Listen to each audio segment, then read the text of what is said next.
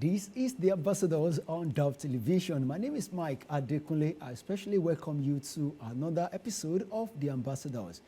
On this program, we talk about politics, governance, business, leadership, and all that. And as we talk about this, we also want to make sure that in all you bring out, or you actually discover, as we also bring it out to you, the areas of these discussions you can learn and take action, responsible action, to making sure that you contribute your quota to what is going on in your country, because we cannot just sit and be looking. We have our responsibilities as citizens of our different, countries. I'm talking generally now. If you are watching me outside Nigeria, you have a responsibility to your country. And if you are in Nigeria, you have your responsibility to your country, Nigeria. I'm doing mine right now. So please identify yours and make sure it is done. God bless you. In Jesus' name, I welcome you. And with me in the studio are great gentlemen that will be discussing with us on our subject matter today. First, I have with me Barrister Yinka Oyeniji. Barrister Yinka Oyeniji is a governorship aspirant under Accord Party in Lagos State, Nigeria, and of course, a member of Team Nehemiah of RCCG. Good to have you with us, sir. Thank you very much for the invite. Thank you so much. You're welcome. And next to him is LG. LG has coined for himself, and he had told me that I'm also in that office, and I love that office. And in fact, I want to remain in that office, at least for now. Yeah, LG is the, how do I put it now? Is in the office of the citizen of Federal Republic of Nigeria. Yes, is a citizen of the Federal Republic of Nigeria, and is holding that office so tight and so passionately. LG, good to have you. Yeah, thank you very much. Thank you. Thank you. Can I say you are the Director General of the Office of the Citizen of Federal Republic of Nigeria? Well, Director General, man, that's like Director General of like 200 million people in Nigeria. So that's a big one. That's a big one. That's a big one. Yeah, thank you so much for your time, and good to have you with us. Yes, indeed. All right, gentlemen, our topic of discussion today quickly says Christian youths, or let's make it generally now, probably call it youth in politics and their civic responsibilities in elections. So to start with, let us quickly look at the concept of the youth now. Let's talk about it, because before we came on air, we were talking about youth and adults. Why the clamor, why the agitation for youth in leadership? So let me start from you, because you look younger than the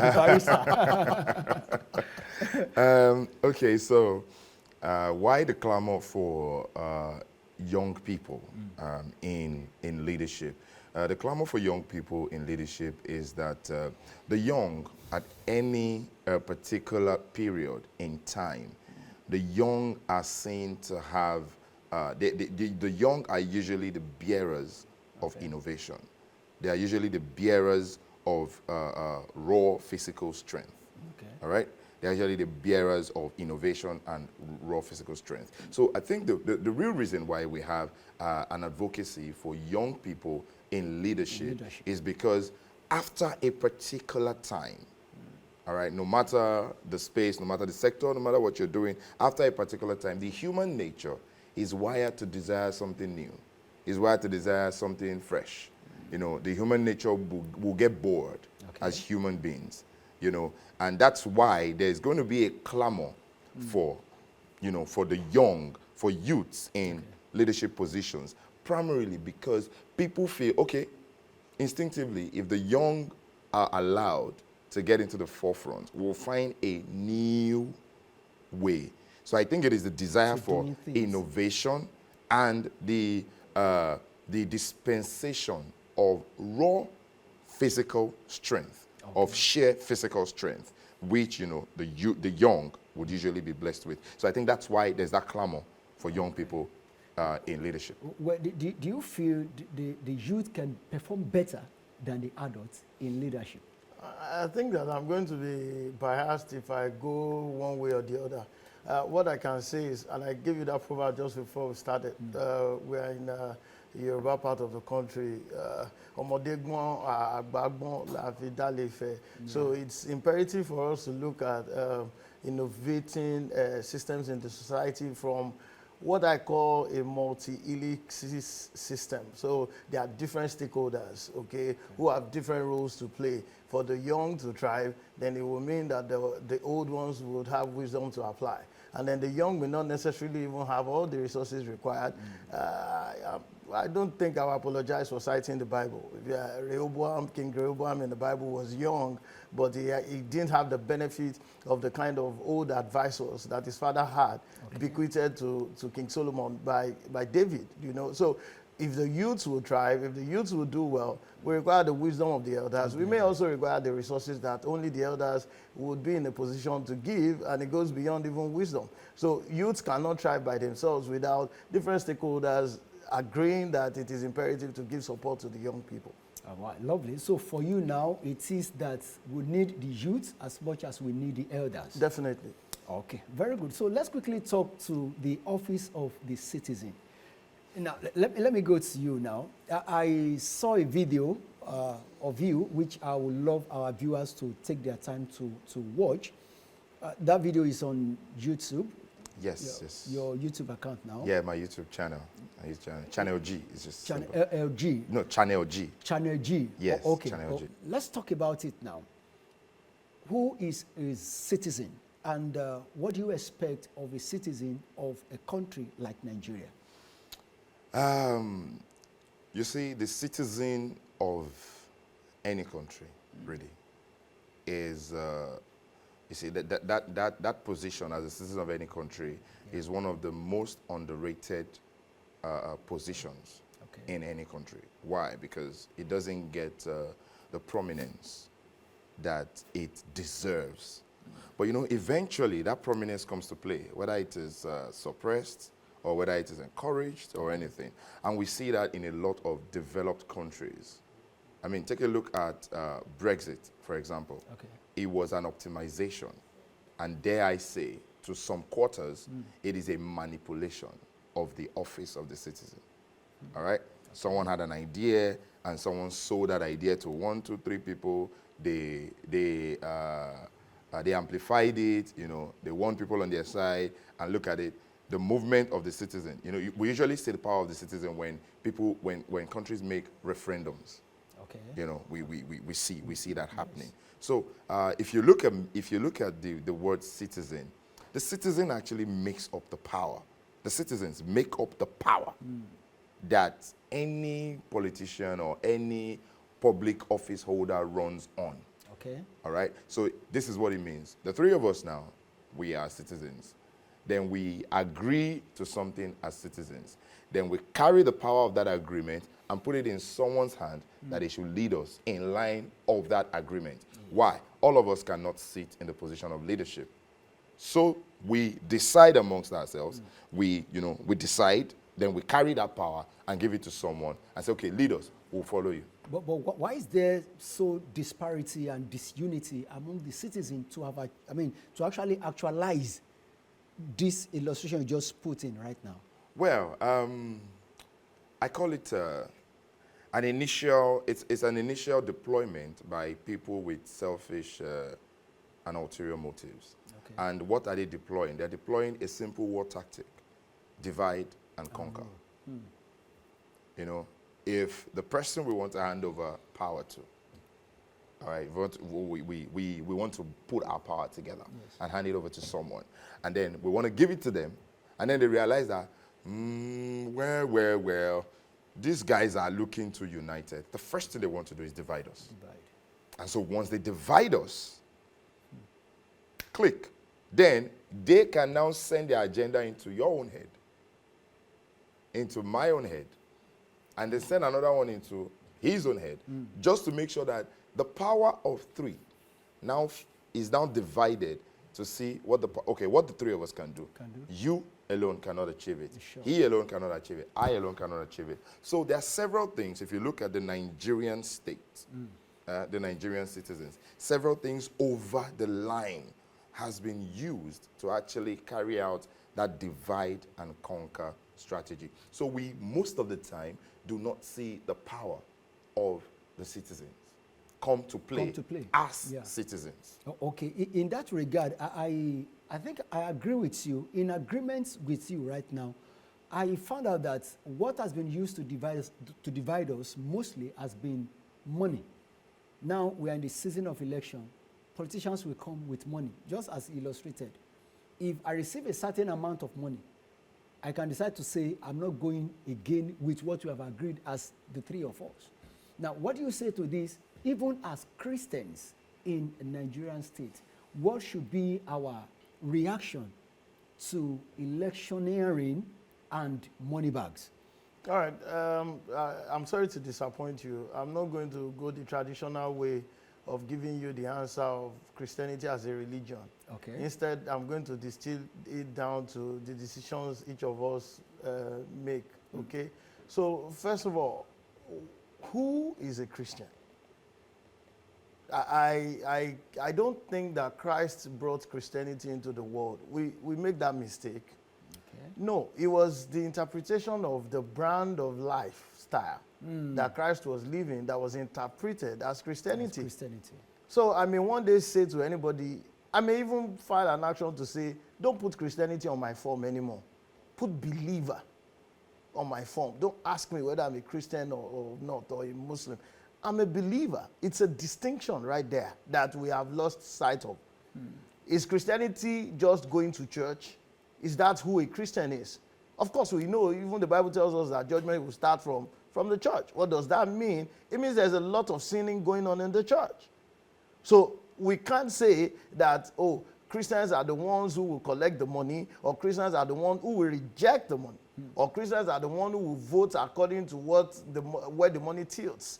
No, instead I would say, is that person a believer? And what should a believer do? There are Christians today who will believe that just having some representation in government is enough. Interesting thing is, I belong to that school of thought. I don't believe it, but I belong to it at this time. Yeah. Do I have a preferred presidential candidate? Yes. Do I think it's the best? No. I don't think it's the best.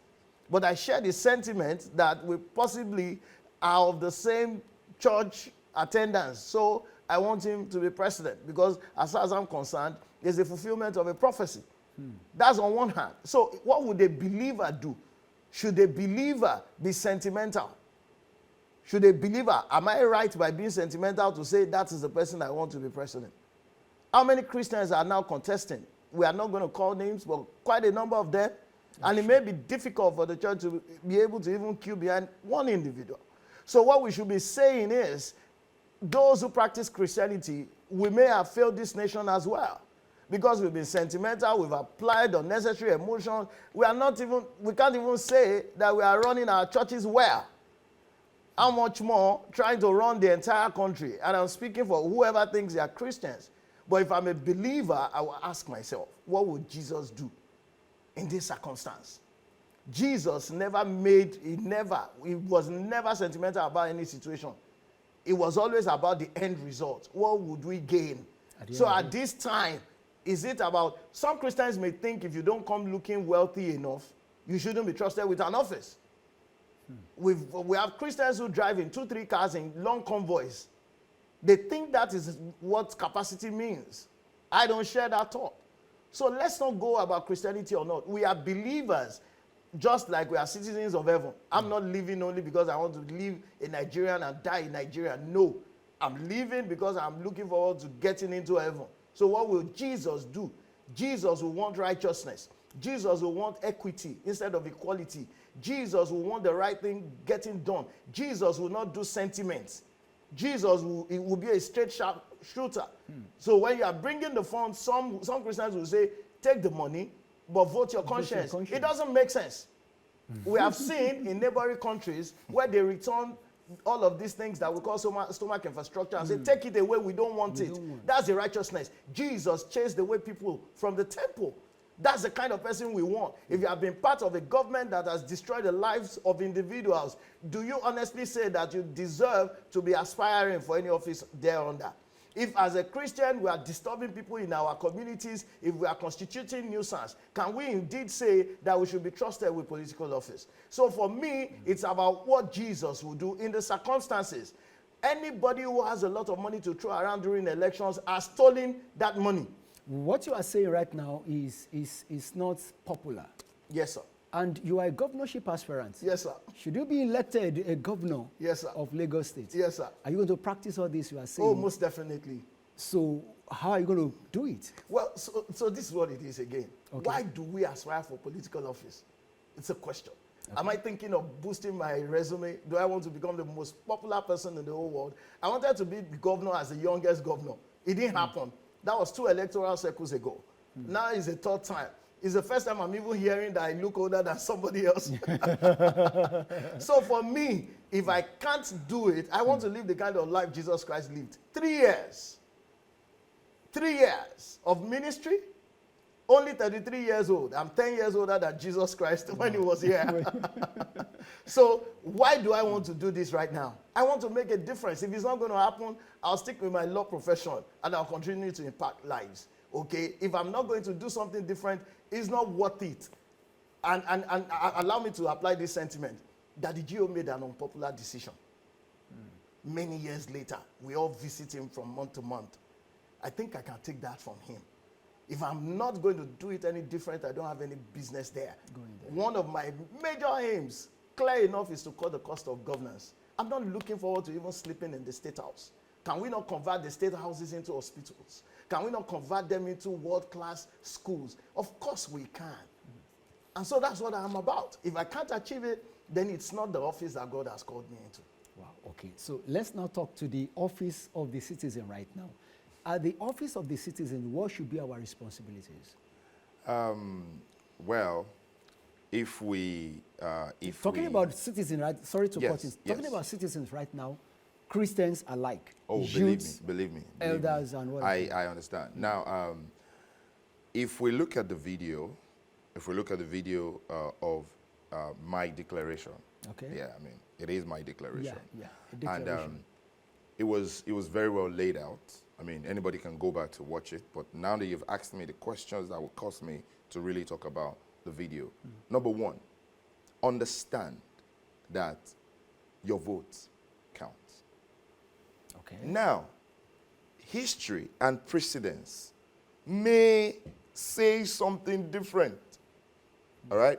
But because posterity always shows that your vote would have counted if you had put it forward as a citizen. It always shows. And now the people who are going to be custodians of this power actually know if your vote doesn't count. I want to face the camera now. If your vote doesn't count, they will not pursue you at polling booths because they know. They know it counts. Yeah, if you vote, that's why you they make fight see, and actually, as a citizen, you need to know that if you actually vote, you stress the feasibility of rigging. You stress it. You make it more difficult to rig. It may look like your own singular effort is too single to make any difference. But imagine if you get a whole lot of people to also vote. All right, that's one. Your power to put anybody in power is more important than that power that they hold over you, because it is your power that gives them their power. Then secondly, you know, I also spoke to clergymen and purveyors of the faith, pastors, imams, you know, whoever it is you are. Understand your primary assignment. Your primary assignment is to lead people to eternity through a path that God has laid down. All right? Yeah. You know, you have a right to your own choice of candidate. Your sheep has a right to their choice of candidate. If you try to choke your choice of candidate down their throat, voila will come. Do you understand what I'm saying? You mean as a pastor, I shouldn't tell my member to say, okay, I feel this person is good for us, let's vote him. You can, if you like, but it is not advisable. Why? Because it will cause people, because you really cannot even determine what that person would do when they get there. And whatever they do, the people will look at you and say, you made us do this. And then you're going to start bearing the responsibility for the failings or otherwise of whoever you have recommended. You can vote, they can vote. You can convince me to vote for somebody you desire to see in power. Okay. All right? That is an excellent one. When you convince me, there's no problem. That's fine. We are human beings. It all means right? you voted by conviction. Yes, I voted by conviction. All right? That's why that address is meant to purveyors of faith, men of the cloth. Be careful so that you do not compromise your ministry because of a political season. Do you understand? Yeah. That's one element of the declaration. Then another thing, business people. I know a few business people who suffered heavily, whose market suffered heavily because they decided to pitch their tent with a particular political movement. Okay. In fact, in 2015, for 7 years, they suffered heavily because, they went all out. Yeah.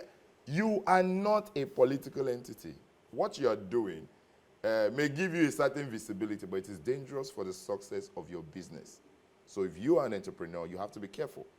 All right? You can take businesses and be quiet about the business. Do your job.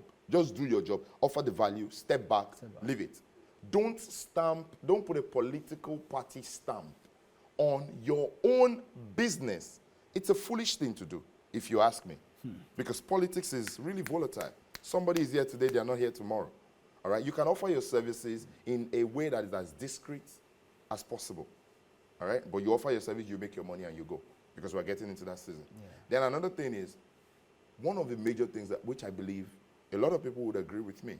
I've seen husband and wives fighting with each other. Let me come out plain because somebody said no, they should vote Buhari in 2015. Another person said no, they should vote Jonathan. They ruined relationships. They ruined their communications with people. People disagreed with one another so much that it made enmity out of what? A political, come on, it doesn't make any sense to me. That's one of the things I see. So that's why I mentioned. That's why I mentioned the divide and conquer strategy. It always works. Because I think our people, how do we put it now? The supporters now, the party supporters, fighting for A, the other one fighting for B and all that. They need to hear this and know that it is not about who they are supporting. It is about respect for their own office as citizens. And that is why there's also another element in that video where it was pointed out that, see, you can support your candidate. You can promote your candidate without deriding another person's candidate. All right. Thank you. We shall observe a break, and when we come back, I'll be asking you some major responsibility by law that we need to engage as citizens. Okay, viewers, please, we shall be back after this short timeout. Please stay tuned. Watch The Ambassadors on Dove Television as we take you through the rudiments and fundamentals of politics and good governance, and how you can be involved. The Ambassadors is showing every Tuesday at 1 p.m. Nigerian time.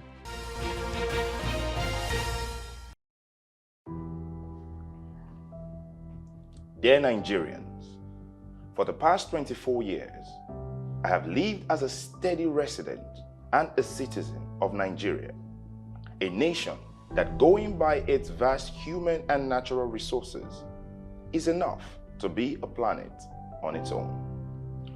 In these years, I have seen the Nigerian nation transition from one form of government to another, from one leadership to another. And these transitions have been heralded, ushered in, powered by, and affirmed by the highest office in the land, the office of the citizen of the Federal Republic of Nigeria. Another season of transition is upon us. A season that begins with declarations, progresses into elections and peaks with inaugurations. It is for this reason, with utmost responsibility, that I officially declare that I am running in the office of the citizen of the Federal Republic of Nigeria, that I bring you this message. Your power as a citizen is higher than that of any public office holder, because that power of yours puts them there. So this season, you will be sought after, you will be courted. Understand your power and deploy it wisely. Your relationships with family and friends, with colleagues and neighbors, are more important than the political aspiration or ambitions of any politician. You may hold divergent support from your brothers and your sisters, your loved ones and your neighbors, but do not sacrifice or hurt those relationships for the realization of the political ambition of anyone.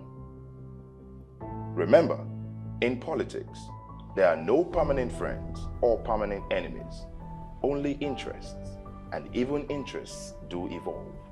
So clergymen, purveyors of faith, and men of the cloth, it is a season where logic, convictions, and patriotism may clash. You have every right to your choice of candidate, and so does every sheep in your flock. Remember, your primary assignment is to lead them to eternity on a pathway already laid down by God. Any attempt to hold them to the standard of your choice of a political candidate may choke too hard or stretch too thin. To entrepreneurs, whether you deal in intangibles or you deal in tangibles, whether you deal in goods or services, remember, the market you hold is what keeps your business in business. This season, whatever choices you make about what clients to take will stay with your business for the foreseeable future. Choices made in this season usually paint businesses beyond the options available in the palette of their owners. To the average Onyeka, Busayo, and Adamu on the streets, home and abroad, you can promote your candidates without deriding another's. Remember, the relationship you hold with one another is more important and much more greater than the political ambition of any politician.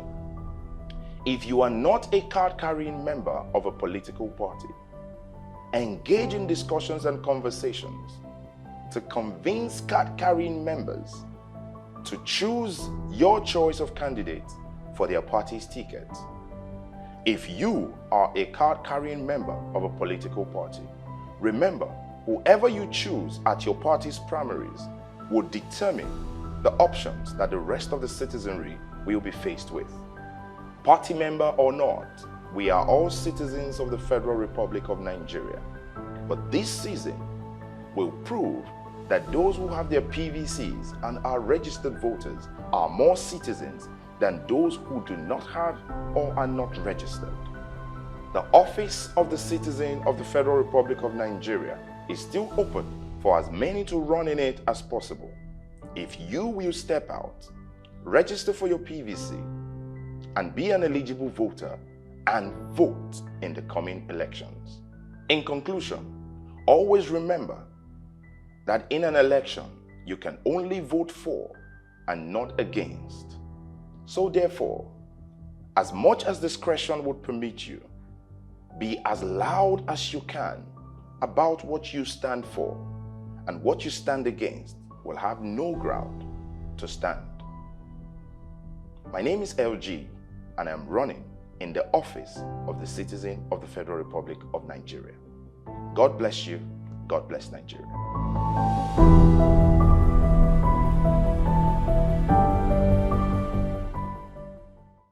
All right, welcome back to the Ambassadors on Dove Television.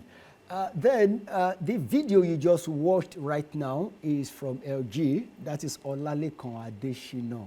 And That is the office we've been talking about, the office in which you also belong to, the office of the citizen of Federal Republic of Nigeria. All right, Barrister Yinka Oyeniji, what do you make of that video? I think it's outstanding. I already asked my brother what side of the bed he woke up on before he did that video. I think it's amazing. I've seen different concepts of the Office of the Citizen before now. I was in the School of Politics, Policy and Governance, Obiezekwe School, and that was the first time I heard of the office. Even though I functioned in it since I was possibly an infant. But I thought it was outstanding. And of course, my brother came across as though he probably was running for public office, okay? So it's quite outstanding. It deserves all the accolades. And I'm hoping that that particular video can help midwife a process as we head towards the next elections. Okay, what process do you think he should midwife? So, well, again, I spoke to him behind the scenes, and he will discuss more on it. But for me, tell you the truth, I have a couple of, I won't call them reservations, but I think something as good as that should help us build good governance in Nigeria. But good governance may require some tilts, okay? So looking at that video, for example, if you go by way of that video, you may find that it may further extrapolate that people may become even more disinterested in the process. Okay. Because Nigerians, the way we are, and Africans, we live a communal life, communitarian, that you call Ubuntu. Who are you voting for? You'll find people saying, I will vote who you are voting for. So the sentiments will come into play. So it's imperative to be able to guide the process. Okay. If you say to anybody, sit down at home, look at your conscience and all that, these people do not even understand. He said to me behind the scenes, for example, those are the lowest rung of the ladder in the society, do not understand anything about foreign policy or United Nations. However, and I can just give you this analogy right now. However, look at what is happening in Russia and Ukraine, between Russia and Ukraine. Look at Zelensky. We should give kudos to those who came out to vote Zelensky. We should also pity those who didn't participate in the process that brought out Putin, who is doing what he's doing. So it is imperative for us to educate everyone, voters inclusive, and be able to tell them this is what you must look out for and the person that you will vote for. Not just to leave them to say, we trust that they can make that decision. Can you help us out in one or two things we should look out for in guiding our choice of the electorate? Well, first of all, you must always understand that I could be biased. I'm an aspirant myself. Okay? And I won't say, as much as I want to sell my candidacy, I won't say the things that I'm not strong at. I may be biased. The person who must run this country must be fearless. That person must be fearless. All right? The person who will be bold to make tough decisions that people may find unreasonable. I had one of the aspirants say, and I said it a long time ago, I said, why can't we buy petroleum products in Naira? Russia is making it happen right now. You want to buy my gas in Europe? You're going to buy in rubles. Why can't we sell to those who we buy in Naira? That immediately strengthens our Naira. Which of them is bold enough to do it? Why can we not have a new people's constitution? That's what my party is talking about. A new people's constitution that can allow for referendum and self-determination. Why not? Why can't we transfer more powers from the from the executive list to the concurrent legislative list so that as governor of Lagos State, I can deploy apps and tokens and cryptocurrency that will unlock the technology potentials of my state? Why should I have to wait for the federal government to decide for me what I want to do with the capital potentials of the securities market in Lagos State? Those are bold decisions. We cannot keep doing the same thing and expect the same results. It won't happen. So we have to look for those who will take unpopular decisions, who will stand by them, and then consider that their own interest may be the last. I may just want to contest office and just stay in office for one term and move on to other things. We need to build institutions, but we need to make tough decisions. All right. Thank you so much. I'll still come back to you on some issues you've raised in what you just said right now. And of course, I need to apologize to our viewers. We might not be able to engage those on Zoom for this edition for some technical issues we are dealing with. So please pardon us. Next time, we'll bring them on board. But then, watching the video to the end for me, what do you make out of your last point you raised in that video?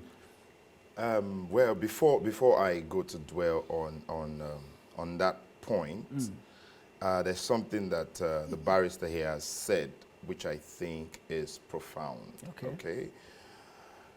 Because you see, power corrupts, and absolute power corrupts absolutely. All right. There's a saying in Yoruba. Please bear with me. Enu dun rofo. Agada washe gecko. Thank you. I didn't even know it had a situation. You clap for me I then. didn't know. Yes. I mean, you deserve that. Now, enu dun rofo. That means In English, it means it is easy. Everybody is a good cook. Yeah. If it were to be just to talk about it, yes, it is easier said than done. With all that we have said, before I go into the message in the video, we are all idealistic in nature. But you see, when we get into a particular office and we are faced with the realities of bringing to life our ideas, all right? People begin to set in a little compromise here, a little compromise there, a little bias here, a little bias there, you know. So what he has said that I want anybody to hold on to is the importance of courage. He said, whoever would rule and run this country must be bold. and fearless. Where will you put diplomacy in No. Diplomacy will come to play. Diplomacy is necessary. Diplomacy must happen. But you see, in being bold and fearless, there's a key word that I also mentioned, courage. You see, courage is that bridge, sometimes difficult bridge, but you must travel on it. Because that is what takes you from the side of ideas to manifestation. All right? That bridge that you travel on is courage. You must be courageous about it. There are things that you would do out of courage that even it may not be immediately popular. But eventually, all right, it will build on people. Okay? So I agree with him. I just want to echo that thing that he said that whoever would rule and run this country must be courageous. You must be bold and fearless. Now to the message in the video. The last one there, the last message in that video is, in an election, you can only vote for. You cannot vote against. Okay. Do you understand? Explain that. Yeah, Because I feel voting for him means voting against me. Against you. Now, you can only vote for him. You cannot actually vote against me. And what is the point of that? Know who you are voting for, him, and then be loud about what you are voting for. I think it stems from psychology. This is it. If you continue to dwell on what you stand against, you will never know what you stand for. Correct. In fact, you are going to become a toxic person to us. We will not listen to you because we don't know what you are saying is good. We only know what you are saying is bad. So tell us what is good. Tell us what is good. Tell us what we should do. It's not every time you should dwell on what I shouldn't do or what I should stop doing. If you continue to dwell as a human, if you continue to dwell on what I shouldn't do and what I should stop doing, all right, I will not like to listen to you because you will make yourself into an antagonistic entity. So I would not give you my attention. But if you tell me what I should do, if you highlight what I'm doing well and why you are with me, why you are for me, I will begin to focus my strengths on what attracts you to me. And then my strengths, you know, and that virtue gets bigger, gets larger, so in all right, a way, gets stronger. You are saying that if I believe in, party A, or I believe in candidate A, I should talk more of candidate A and not trying to... Because that is the only way you are going to... Yes, because that is the only way you are going to strengthen the chances of candidate A. If you continue dwelling on the negatives of candidate B, if eventually you dwell on the negatives of candidate B, and I take the negatives of candidate B and say, okay, I'm not voting for candidate B. You have not sold me an alternative. You have only shown me why you don't want me to vote for. You need to show me why I should vote for this person. Could that probably lead to a voter apathy? Yes. That is why, really, that is the real reason why in Nigeria we suffer voter apathy year in, year out. Why? Because we find out that towards electoral seasons, well, once we enter an electoral cycle, we find out that media houses, everybody keeps dwelling on why somebody is not a right candidate. The result of dwelling on the negatives of anybody is that you end up not selling a better alternative to them. Yes, it may, before we go on, it may stir up passion, it may stir up anger, it may stir up resentment, but it does not stir up action towards a better country. It does not bring about results. It doesn't. So that's why the final lesson in the video is be loud. Honestly, about who you stand for. On that video, and in a way, we just have to make sure that video gets down to the roots. I mean, to the grassroots. Oh yes, maybe. I mean, let me just quickly talk about that video getting to the grassroots. Okay. You know, with support and with a collaboration with RCCG, Pastor Sis Family Cells, PSF Cells. Okay. All right, we're now working on making sure that that video and the speech is recreated and delivered in Hausa, Igbo, Yoruba, Pidgin, you know, and in dialects that appeal to a larger reach in our geopolitical regions. Please let it be done on time. No, it would. It would. Let us know where we can. No, the work is ongoing already, and very soon it will be out. Okay, let me ask you, sir. What should be the citizens now? What should they be doing, pre-election, election, and post-election? I think that we all must be engaging the process. However, I would like to correct a couple of things. I've learned a lot from just sitting here today, listening to excellent contributions. I think that we should correct some abnormalities that we have normalized in Nigeria. The next time anybody is going to look at an aspirant to say the person does not have capacity, or the person hasn't done anything, you need to look at it holistically. Now, this conversation has gone this way, but you were talking about youths in the beginning. Who is a Nigerian youth? I looked at the youth development policy, the youth policy for the country, and I've looked at the agenda of Agenda 2063 of Africa. I've looked at the United Nations definition of youth. It's 25. Okay. Anything above 25, you are no longer a youth. So for those of us who seem to think that good looks means you're a youth, you are not a youth when you are beyond 25 years old. I think in some circumstances you find 35 or 30. But ask yourself, a 25-year-old Nigerian, who is he likely to be? I wish I could do a session on this. A 25-year-old in Nigeria is still in the university. On average. Courtesy of ASU strike. A 25-year-old Nigerian who is not educated is probably unemployed. It's not even probability. The statistics are there. Is unemployed and trying to learn some kind of skill. Does not even have the wherewithal to get the equipment required to earn a living. Those you call, there's a reason they call them area boys. Why don't they call them area men? I want to convert area boys in Lagos to area men who are earning a living. Why do they call them Yahoo boys? Why don't they call them Yahoo men? The Nigerian youth does not have any life ahead. The Nigerian youth lost the youthful years. And that is due to no fault of him or her. And they are now feeling youthful at age 40. Exactly, and that's why a 70-something-year-old person will say, I'm a youth.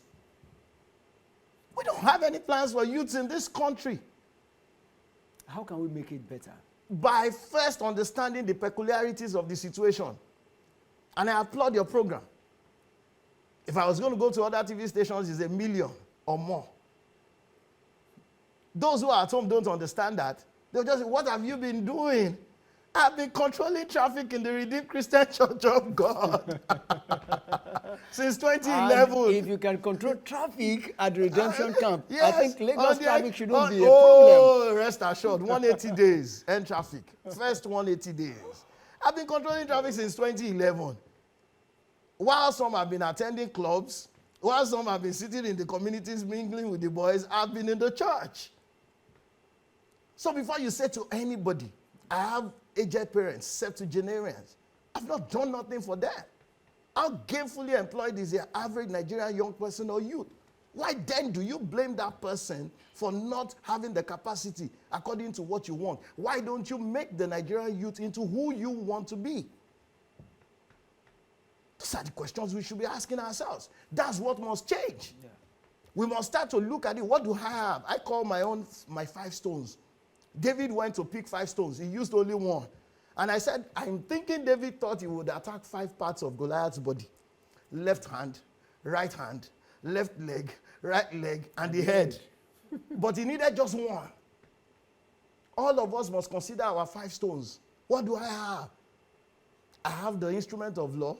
I've used it before to fight DSTV over the arbitrary increment. I was the one who filed that first-class action. I've used it to aid people who are unlawfully locked up in prisons. I've used it to challenge the renaming of the University of Lagos. But everybody wants to see the person who is going into the grassroots and providing stomach infrastructure. Who has that kind of money? Is there an average believer who does not know the power of loving your neighbor as yourself?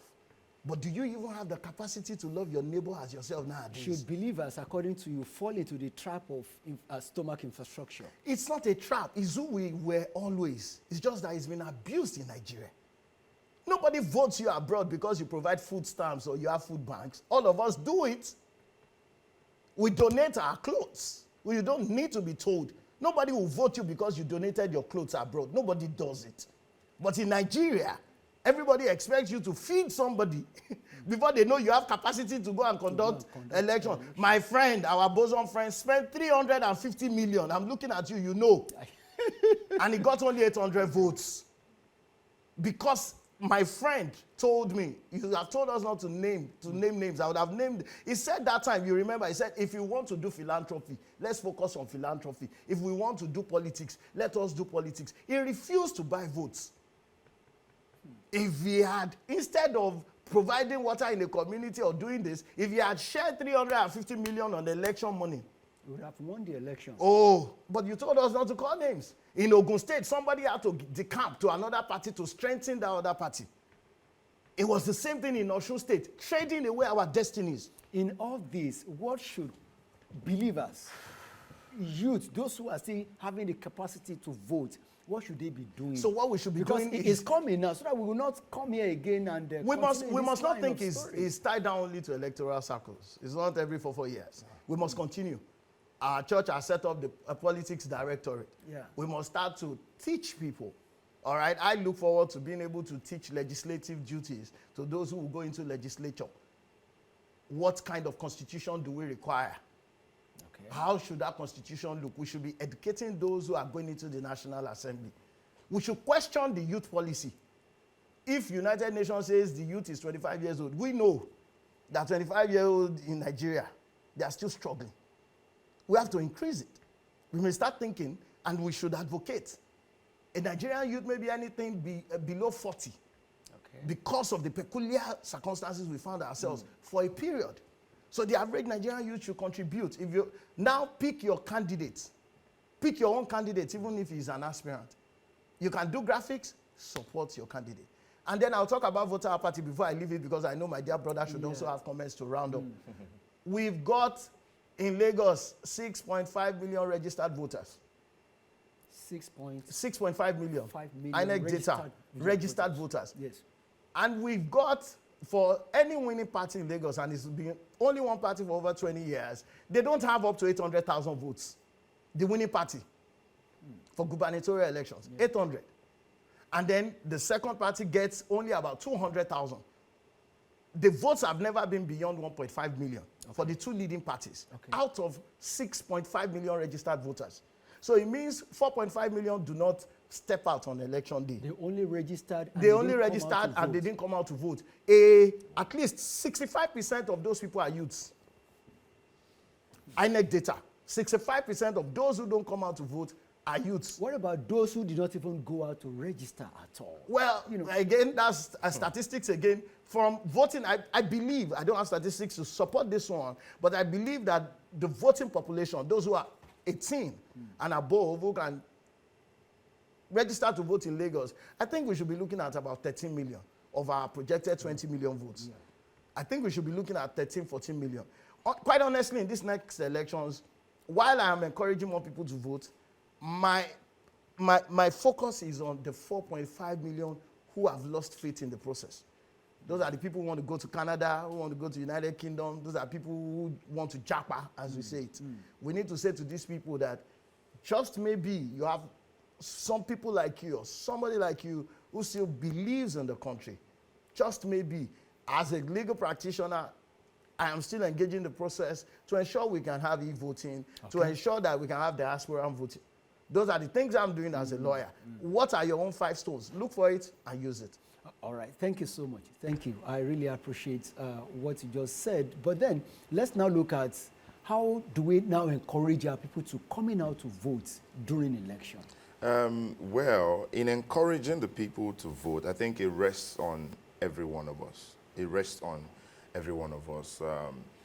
And when I say it rests on every one of us, you see, apathy is so wild in Nigeria. It is so deep. It is so deep-seated. Okay. And that is why, I was talking about the last message in the video that you can only vote for. You cannot You vote can against. vote against. Yes, even when you look at it So, on the some surface. people think sitting at home and not voting is actually voting against someone. No. Or probably, okay, No. I don't want to vote. No, there's I a just want to saying. stay There's at a home. saying that bad leaders are voted in by good people who do nothing. Bad leaders are voted, in by by good people, who do nothing. All right? Yeah. So when you say, oh, everybody's bad, and then you get majority of the people not to do anything, you have actually succeeded in ensuring that a bad leader gets into office. power. Do you understand? So now this apathy thing has become a cultural fabric in Nigeria. Let us say the truth.